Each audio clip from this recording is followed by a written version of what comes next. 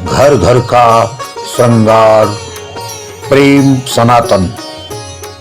हमारे YouTube channel प्रेम सनातन TV को like करें, सब्सक्राइब करें और सबसे पहले वीडियो पाने के लिए आप घंटी के बटन को दबाएं। नमस्कार, मैं माँ रेखी आचार्य पूनम रानी। आज रेखी की चौथी सावधानी पर चर्चा करेंगे। गलत स्थिति में बैठकर रेखी देना। रेखी देने में कुछ समय लगता है। अगर किसी व्यक्ति का उपचार कर रहे हैं 15-20 मिनट, आधा घंटा तक लगता है और कठिन उपचार करते समय इससे भी ज़्यादा समय लगता है। एक व्यक्ति का तो ठीक, यदि कई व्यक्तियों का उपचार करना है और लगातार कई दिनों तक करना है और इस उपचार को हम अगर लगातार महीनों सालों तक लोगों का उपचार कर रहे हैं, अगर हम उसमें स्थिति सही नहीं रखेंगे तो निश्चित रूप से हम बीमार पड़ेंगे। गलत स्थिति में बैठकर कोई भी कार्य किया जाए, आप लैपटॉप पर, कंप्यूटर पर, अगर आप गलत स्थिति में बैठकर उपचार करेंगे, इस प्रकार से गोल अपनी स्पाइन को गोल गोल झुका लेंगे तो निश्चित रूप से आपको कष्ट होगा। क्योंकि जब आपने इस प्रकार से स्पाइन को गोल गोल झुका रखा है तो इसमें जितनी भी गुर्रियाँ हैं, बीच में डिस्क है, वो सब दब रही हैं। अब वो जब डिस्क दब जाएंगी तो उसके अंदर दबाव बनने के कारण कष्ट होगा। उसके अंदर से जो वेन्स निकल रही हैं, जिस ऑर्गन में जा रही हैं, उसके पोषण में भी बाधा उत्पन्न होगी, उसको भी प्रॉपर एनर्जी नहीं मिल पाएगी, प्रॉपर उसका पोषण नहीं हो पाएगा, तो वह ऑर्गन भी कष्ट में धीरे धीरे जाने लगेगा। सिर्फ डिस्क हो सकती है, डिस्क प्रोलैप्स भी हो सकती है, कमर दर्द भी हो सकता है, स्पॉन्डिलाइसिस भी हो सकती है, अगर हमने गलत स्थिति में बैठकर रेखी दी। इसमें रेखी का कोई दोष नहीं है, आपके गलत तरीके से बैठने के कारण ऐसा हो रहा है।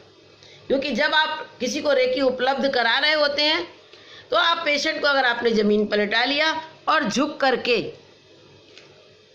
हाथ रख करके उसको उपचार कर रहे हैं,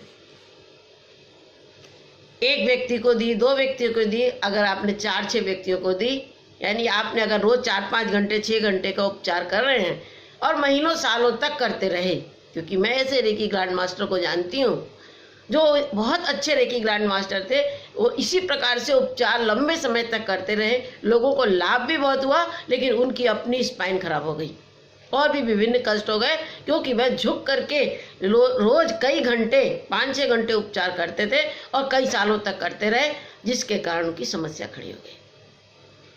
अब हम इस प्रकार से जब हम रेकी उपलब्ध कराएंगे तो निश्चित रूप से कष्ट होगा। हमें कैसी स्थिति में बैठकर रेकी देना है, चित्रों को देखें। बिल्कुल स्पाइन को सीधा करके, अगर आप तख्त पर या बेड पर, पलंग पर उपचार कर रहे हैं तो आप बिल्कुल स्पाइन को सीधा करके व्यक्ति को बेड पर लिटा दें, खुद बगल में बैठ जाएं, छोटा चौकी या स्टूल लेकर 6 इंच का, उसमें स्पाइन को बिल्कुल सीधा करके रखें और फिर उसके ऊपर हाथ को रखें, अपने हाथों को उपचार के लिए रखें। यदि व्यक्ति दूर है और हाथों में किसी प्रकार का खिंचाव बन रहा है तो उसको आप कह दें थोड़ा आगे आ जाओ और उसको अपने पास आगे बुला लें और फिर सहजता से हाथों को रखें। हाथों को हार्ट के नीचे रखना है अपने।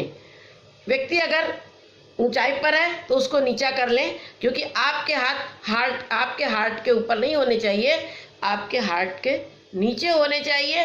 हाथ सहज स्थिति में होने चाहिए, उसमें किसी भी प्रकार का कंधों पर खिंचाव नहीं होना चाहिए।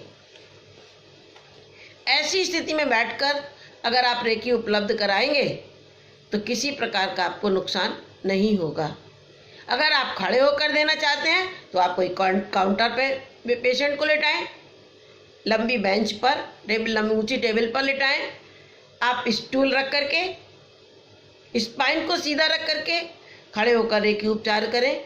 स्टूल पर बैठकर करें, लेकिन स्पाइन, रीढ़ की हड्डी आपकी सीधी होनी चाहिए। हाथों की स्थितियों में कंधों पर खिंचाव नहीं होना चाहिए। हथेलियाँ हार्ट के नीचे होनी चाहिए। अगर कोहनी पर भी किसी प्रकार का प्रेशर बन रहा है तो वहाँ पर भी कुशन रख करके हाथों को सहारा दे दें। ये हाथ शरीर में किसी प्रकार का खिंचाव, तनाव, दबाव नहीं बनना चाहिए। अगर इस प्रकार से खिंचाव, तनाव, दबाव लंबे समय तक बना तो निश्चित रूप से आपको कोई ना कोई शारीरिक कष्ट हो सकता है।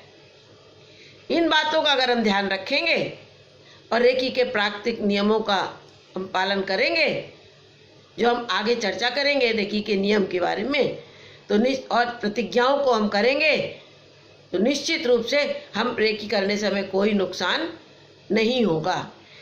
ये सावधानी आपको कहीं नहीं मिलेंगी, क्योंकि मैंने स्वयं इस पर अध्ययन करके इनको निकाला है कि इनको हमें ध्यान रखना चाहिए। नमस्कार।